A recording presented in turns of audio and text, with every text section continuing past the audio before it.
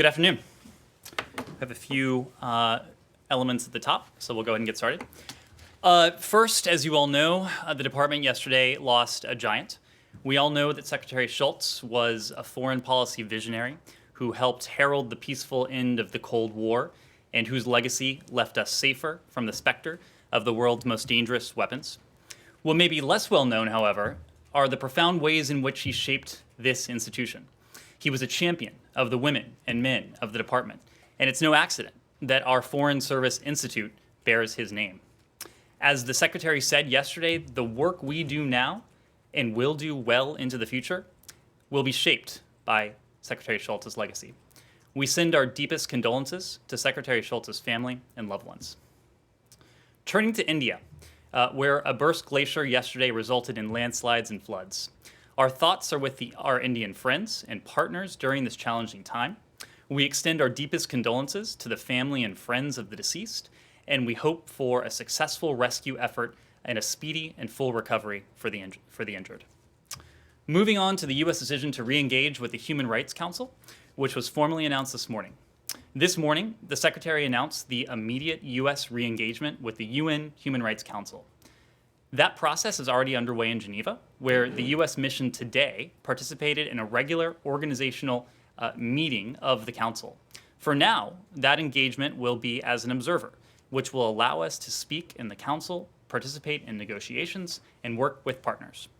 As the Secretary noted in his statement, we recognize the Council's flaws, but we do believe that the best way to improve it is to work from within. When it performs as designed, the Council can be a powerful tool to promote fundamental freedoms, protect the rights of women, girls, LGBTQI+ individuals, and other marginalized communities, while promoting accountability for human rights violators around the world. Next, the United States congratulates the people of Ecuador for exercising their democratic right to vote for their leaders. We also congratulate the many officials, public servants, and volunteers whose dedication made the vote possible under the challenging conditions presented by the global COVID-19 pandemic. While we await the final results of the first round vote from the National Electoral Council that will determine the second place finisher, we urge people to remain calm and to exercise patience while Ecuador's institutions finish tallying the votes and work to resolve conflicts in a peaceful and transparent manner in accordance with Ecuador's constitution and established norms and processes. Finally, Africa is a priority for the Biden administration. In a video message, President Biden extended greetings to African leaders and the African people as they gathered for the 34th annual AU Summit this past weekend. We are committed to engaging our African partners early and often in pursuing our shared interests and our shared values. We will reinvigorate and restore our relationships with the continent, building substantive reciprocal partnerships with African governments, institutions, and people based on mutual interests and mutual respect. So with that, Matt, I'll turn over to you. Thank you. Happy Monday. Happy Monday. Last night in the middle of the football game, although it wasn't a very good game, so I read it intently when it came in, you put out a statement about warning the Houthis about attacks against civilians. And I'm wondering if the fact that you felt the need to put out that statement gives you any pause about the decision that was made just 2 days ago, or 2 days ago then, 3 days ago now, Friday, to begin the process of delisting the Houthis as a foreign terrorist organization. And if it doesn't give you any pause about that, why not? Well, Matt, we have been very clear, and we've been very clear about two things. In the first instance, we've been very clear, and you heard the Secretary from this podium on his first official day as Secretary of State. When asked about his priorities for reviewing the policies of the previous administration, he raised, he actually offered this designation of Ansarallah as something he prioritized to move upon expeditiously, given the profound humanitarian implications of this designation. I think he cited at the time that some 80% of Yemen's civilian population lives under Houthi control in Yemen, which is why, of course, we're profoundly concerned for the humanitarian implications of that designation. And so that's why we in fact did move very quickly to review that policy. You may have heard from members of Congress who've been vocal about this, that we notified the Hill of the Secretary's intent to revoke the foreign terrorist organization and specially designated global terrorist designations of Ansarallah. We did that late last week. We've also been very clear about a second element. This intent to revoke that designation has nothing to do with our view of the Houthis and their reprehensible conduct, including, as you mentioned, attacks against civilians and the kidnapping of American citizens, among other moves. We are committed, as we again said last night, to helping Saudi Arabia defend its territory against further such attacks. Our planned action, the Secretary's intent to delist, is due, as I said before, to the humanitarian consequences of this last-minute designation. We can do two things at once. We can ensure that we do not add to the suffering of Yemeni civilians, Yemen now home to what is believed to be the world's worst humanitarian catastrophe, while continuing to stand with Saudi Arabia in the face of these attacks from the Houthis. Yeah, but aren't you, I mean, you say you can do two things at once, but by revoking this designation and the sanctions that it entails, aren't you helping the Houthis and at the same time helping them attack, and what you said in your own statement last night, attack civilians, which makes the civilian crisis even worse, no? I would dispute that. I think we will certainly keep up the pressure on the leadership of the Ansarallah movement, of the Houthis. We can do that without the sort of broad designation, the two designations that I spoke to, that do have tremendous pernicious impacts on the humanitarian implications of The last thing on people. this, when you kept saying intent to, is there a chance that you might not go through with it? No, I've referred to the intent because in this matter and across the board, we intend to return to regular order, including regular order when it comes to our interactions and consultations with Congress. The Secretary wanted to make sure that he had apprised Congress of this intent. As I mentioned before, we did that last week. And so it remains an intent as of now. Yes, Humaira. Just a quick follow-up since we're on Yemen. The UN Yemen envoy met with Zarif today in Iran to discuss ending the conflict in Yemen. Does the United States believe Iran is still providing support to Houthis? And if so, what kind of support? After this, I'm going to move on to another topic. Well, when it comes to our assessment of the specific support that Iran may be providing to the Houthis, I would refer you, some of that may be predicated in intelligence channels. I wouldn't want to go too far into that. What we have said generally is that Iran has been a malign force in the region. We have spoken of its support for proxies, for terrorist groups, its support for the Houthis as well. I don't think we want to go, or at least I don't want to go further today in detailing that support. But if we do have more to share, we will. Right. And on Myanmar, so over the past couple of days, tens of thousands of people have been protesting and against the military coup, and there's a fear that the army will move on them. How close are you in finalizing your action in response to the military takeover and the fact that these demonstrations and the threat of the army moving towards them, does that add a sense of urgency? Well, we've always operated with a tremendous sense of urgency here. That is why within hours of the military's coup in Burma, we called it as such. I think more broadly, when it comes to what we've seen in recent days and recent hours, it is fair to say that we stand with the duly elected representatives of the people of Burma in their efforts to speak for the people of the country. We join them in demanding the immediate and full restoration of the democratically elected government. We stand with the people of Burma, support their right to assemble peacefully, including to protest peacefully in support of the democratically elected government, and the right to freedom of expression, including the freedom to seek, to receive, to impart information both online and offline. We're, of course, very concerned about the military's recent announcement restricting public gatherings. As I said before, we strongly support the right of all individuals in Burma and around the world to freedom of expression, association, peaceful assembly, including for the purposes of peaceful protest. When it comes to that review that you mentioned, we're of course taking a very close look at the policy measures that we could potentially enact should the military not change its course. We are moving quickly in that measure, and we're doing so, I think, consistent with the principle that I outlined with Matt in a very different context, making sure that whatever we do to hold the military to account for this coup, that we don't add to the humanitarian concern of the people of Burma. So we're doing that in this case as well. Can we come back to Yemen, please? Hi. Well, let's stick with Burma for just one moment, and then I'll Okay. come right back to you. Okay, thank you. Thank you, Ned. The junta chief in Burma said that this time the military rule will be different, promising free and fair elections at the end of the emergency period. Do you see that as, do you welcome this kind of statement, or is it clearly a non-starter for you? It's a non-starter. We've been very clear where we stand. We stand with the duly elected representatives of the people of Burma. We stand with the people of Burma who are now peacefully taking to the streets to exercise their universal rights. We stand with them. Yes, on Burma. Burma? Sure. Will. Thanks. Just wanted to ask to what degree this came up in the call between Secretary Blinken and Yang Jiechi of China.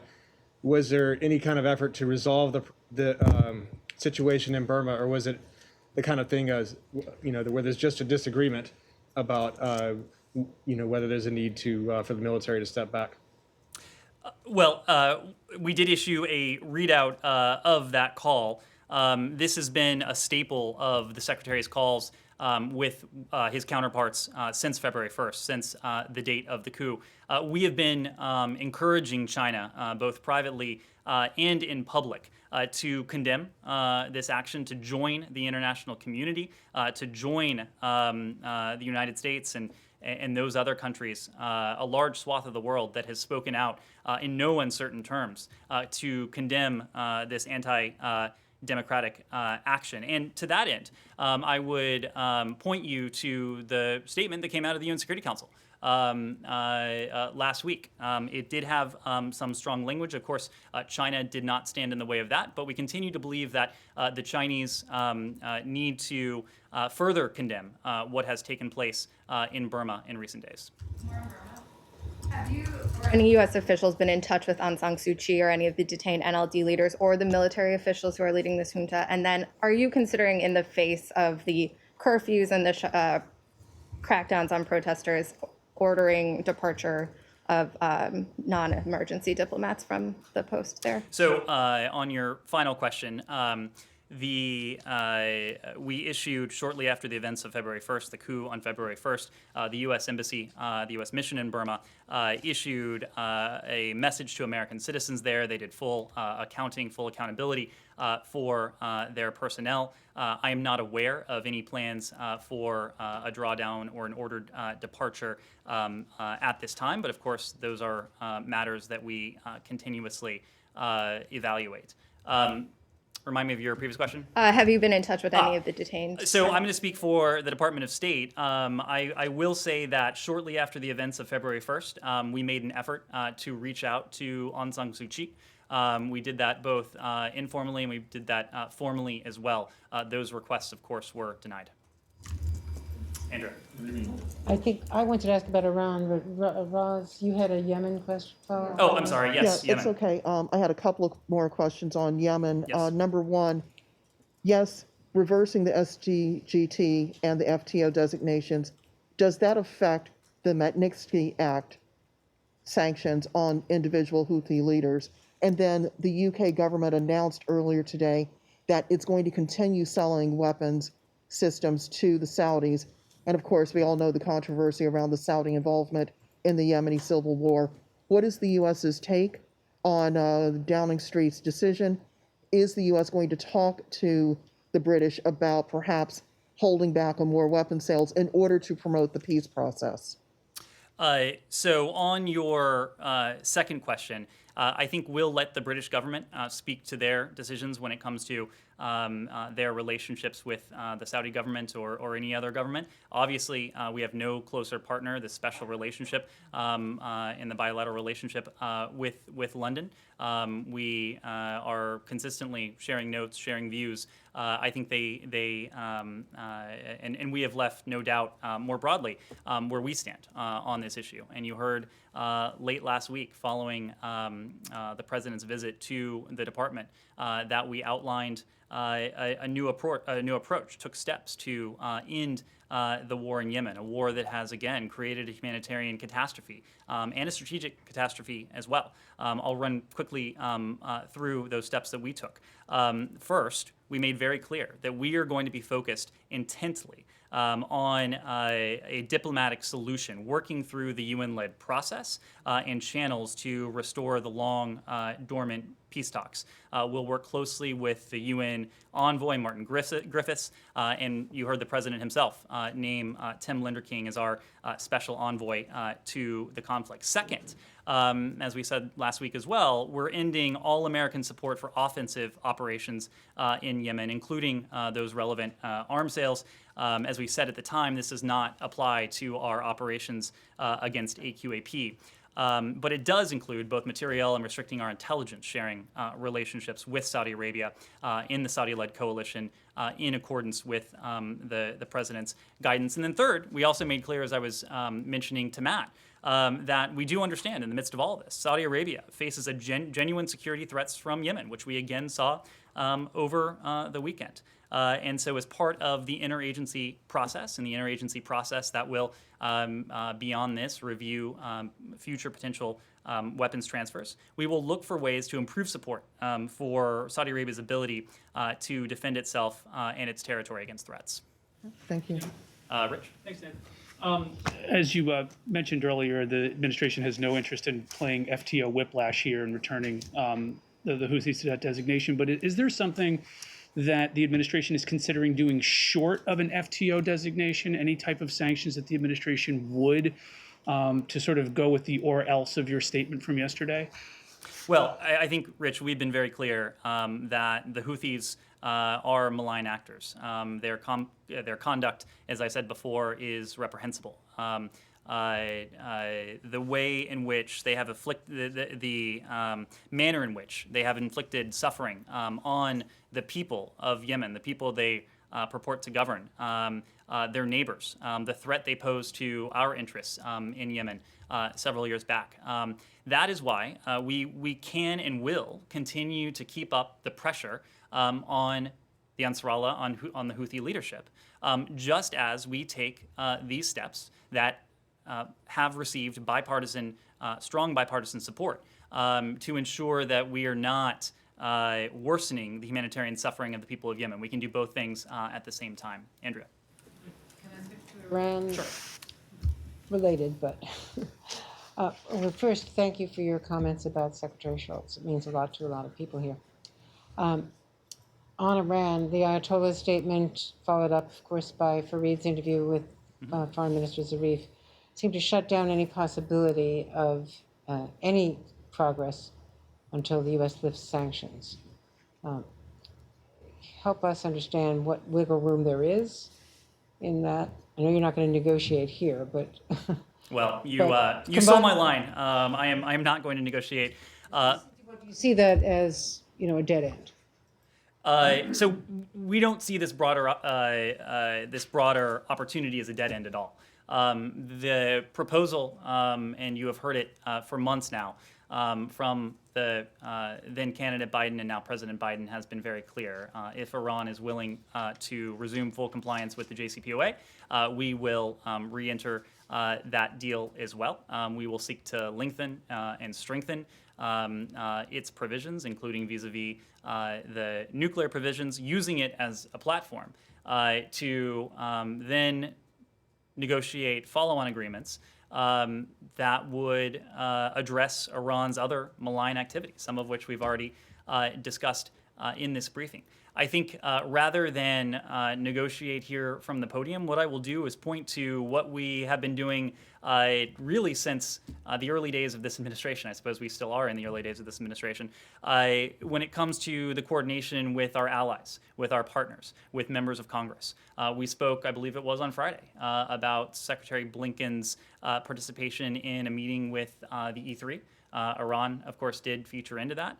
We offered a readout of that interaction. The Secretary has, of course, been in touch with bilaterally with our European allies, with other counterparts who were either part of the original P5+1 or, of course, who do have an interest in this going forward. So those consultations, that coordination is ongoing, as with Congress as well. I think rather than respond to comments that may be emanating from Tehran, we're going to do our own consultations, ensure that we are synchronized, that we're harmonized with our closest partners, and go from a position of strength from there. Yes. Are there other incentives that we can offer Iran, such as not opposing IMF loans and other financial incentives that they could get, which would not technically be a lifting of sanctions? And is there any effort to reach out bilaterally? So on your second question, again, our focus has been on engaging both in multilateral and bilateral fora with our partners and allies. When it comes to any engagement with the Iranians, we're not there yet. We want to, again, make sure that we have our ducks in a row with our closest friends, our closest partners and allies, as well as with the institution of the United States Congress.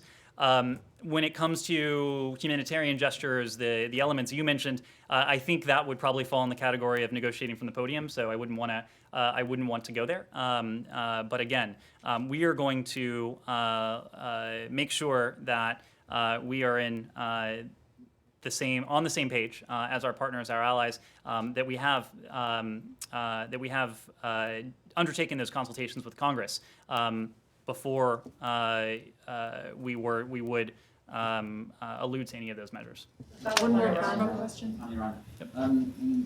Do you see the date of February 21st when Iran has said it will stop following the additional protocol with the inspections requirements? Do you see that as a deadline for your full compliance, or some kind of red line that they shouldn't cross? No. On February 21st, if Iran has not resumed full compliance with the deal, Iran will still be out of compliance with the deal by definition. What we have put on the table is that we are looking for Iran to resume its full compliance. Of course, as you just alluded to with your question, Iran is quite a ways out of compliance in a number of specific areas. So we aren't looking to any particular date. We are looking for Iran to indicate its willingness to go along with the proposition that as a candidate, Vice President Biden put on the table, and the proposition that remains on the table today. On Iran? Well, let's move it around a little bit. Yes. Thank you. Also on Iran, how does this administration intend to deal with the hostage situation? Obviously, the Iranians are still holding, including one American, Siamak Namazi, who was picked up during the Obama administration. That's right. Look, the secretary was asked about this, I believe, in one of his first broadcast interview, and he made very clear that we have no higher priority than the safe return of Americans who are being held unjustly around the world. Of course, that includes in Iran. We are, you know, that we have a special envoy in this building. There is a hostage recovery fusion cell that is working elements of these cases as well. We can do these things in parallel. But do you have any have you launched any negotiations on this specifically with Iran? Are you opening up channels to talk about that? So and are you working with partners because the Iranians are holding many other foreign nationals. So as you know, as the well. Swiss are a protecting power within Iran. We coordinate very closely with them. They represent those interests for us when it comes to American citizens who are being held in Iran. I wouldn't want to detail what may be going on behind closed doors, but suffice to say, we have no higher priority than the release of American citizens who are detained unjustly around the world, including in Iran. Anything else on Iran before we move on? We'll go here and then to Rosalind, yes. Okay, you just said you don't see this broader opportunity as a dead end. Is it because like the comments from the Supreme Leader, like irreversible and final, do you see them as just posturing? And then could the administration be considering something less for less, like you guys will give some economic relief, but nothing too big in return for like Iran halting some of the violations? I wouldn't want to speculate as to what may undergird comments from the Supreme Leader, comments from the Iranian president, comments from others in the Iranian context, nor would I, again, want to negotiate from the podium. So we'll probably leave that there. Rosalind? Piggybacking on your comment that Iran is already out of compliance, there are reports that IAEA inspectors may have found evidence of radioactive material at 2 sites that the Iranians had blocked them from searching last year, but after negotiation, they apparently made it to these sites, found evidence of possible nuclear weapons related activity. Is there any comment from this podium, given that there hasn't been formal notification to member states of the IAEA? Well, on that, I would need to refer you to the IAEA. I do think it is a worthwhile reminder of the provisions of the 2015 Iran deal that we are attempting, that we would like to see Iran resume full compliance with. Iran, as I mentioned before, has distanced itself from that agreement in any number of ways. The 2015 deal limits enriched uranium stockpile. It puts a cap on enrichment levels at 3.67%.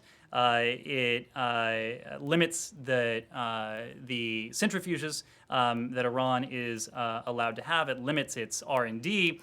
It limits its heavy water stockpile. And I think most importantly, in an element that is often overlooked, Iran, under the nuclear deal and under the non-proliferation treaty, there is a permanent prohibition on Iran ever obtaining a nuclear weapon.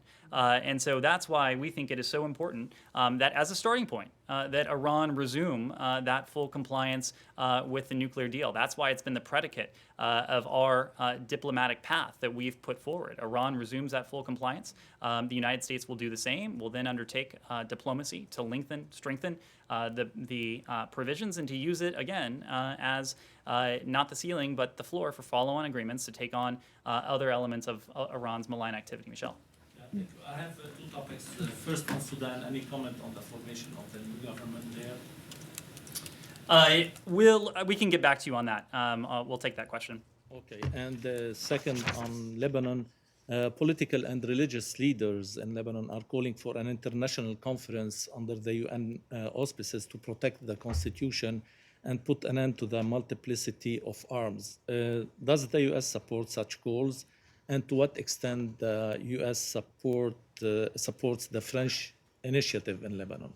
Well, you saw last week it was that Secretary Blinken, together with his French counterpart, did put out a very strong statement of support for the people of Lebanon. It was pegged to the 6-month anniversary of the deadly and horrific blast in Beirut. So I would refer you there. If we have any additional comment, we'll be able to provide that. And on the international conference, do you support? If we have any additional comment, we'll be able to get back to you. Can I just ask you to, do you accept, you just said in response to the last Iran question that Iran has distanced itself from the deal in many ways. Okay, fair enough. But you do accept that the United States actually walked away from the deal, pulled out, withdrew. Maybe not this administration, but you do accept that the United States pulled out of the deal, right? I think that's the reality. I wouldn't dispute that. Okay, but you're starting from a position behind the starting line here. You accept that or no? I think what I would accept is that we have outlined consistently and clearly a path forward for diplomacy for Iran, a path forward for diplomacy that we are intent to engage closely with our allies and partners, members of Congress on. I'm not going to stand here and I don't want to speak for the previous administration. I'm speaking for this administration. I'm speaking for our path forward. Okay. Secondly, on the UNHCR HRC decision this morning, taking note of that, also taking note of the fact that you guys have said that, yes, it's got problems and we want to reform it, we want to do it from within. One of those problems the previous administration cited in pulling out of it, withdrawing from it, was an anti-Israel bias. And I want to ask about that, but also the Secretary's comments last week about the International Criminal Court and its decision, which we talked about on the phone on Friday. But if you are sitting in Israel right now, why should you not think that these two positions, one, Palestine is not a state party, is not a state, and it should not be allowed to bring a case before the ICC, and then the decision to rejoin or to return to the Human Rights Council as an observer after what you accept as an anti-Israel bias, I believe. How do you square those? If you're sitting in Israel, how should you take these two things? Well, I think this, first of all, of course, we put out, I think, what was a very strong statement in the aftermath of the ICC ruling.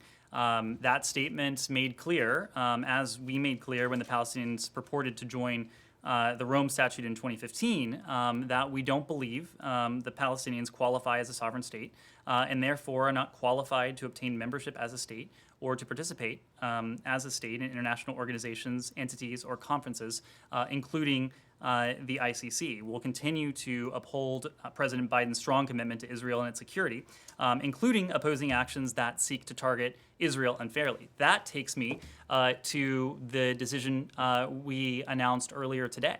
And I think our orienting principle here is that the United States can be a constructive force, that we can help shape the course of world events. We can help shape international institutions when we're present, when we're at the table.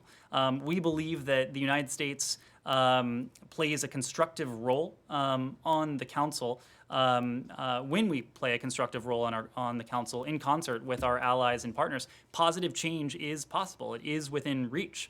You outlined one of those reforms that is necessary, the Council's disproportionate focus on Israel. And second, I think ensuring countries with strong human rights records serve on the Council. We firmly believe that states with the worst human rights record don't belong on the Human Rights Council. On both of these elements, it is our view that the best way for us to reform them, to improve the Council as an institution, is to engage with it, to engage with its members in a principled fashion. And that's what we intend to do in the first instance as an observer. I know we're running out of time, so yes, please. Thank you. A couple of real quick questions on Latin America, shifting a bit. What kind of reaction have you been getting so far from the Northern Triangle Central American countries after pulling out of the asylum cooperation agreements on Saturday, I think it was?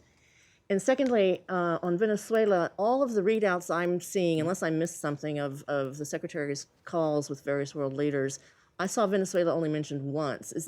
Why is that? Does that reflect a lack of fresh ideas and strategy, or why aren't we not seeing that come up more? No, look, readouts are obviously a snapshot. These oftentimes are lengthy conversations, and readouts typically are not lengthy documents. So it is very fair to say that Venezuela has been a topic with many of the Secretary's many of our closest friends, allies, and partners across the region, but also in Europe and elsewhere.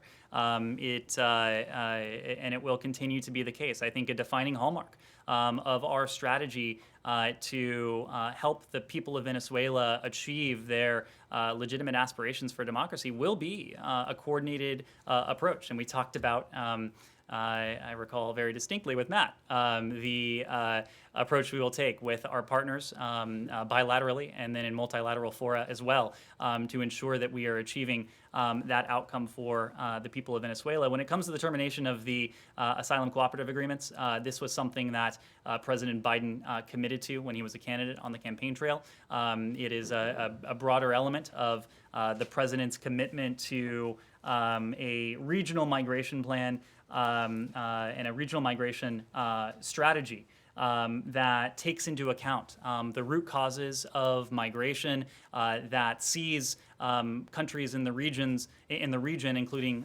those in the Northern Triangle, as true partners. As the Secretary's statement over the weekend regarding the end of the ACAs made clear, that we've notified those countries. We've been in touch at different levels. This was not something that came as a surprise to them, and we look forward to continuing to work with our partners in the Northern Triangle on a strategy to regional migration that addresses many of those drivers that have, over the course of years,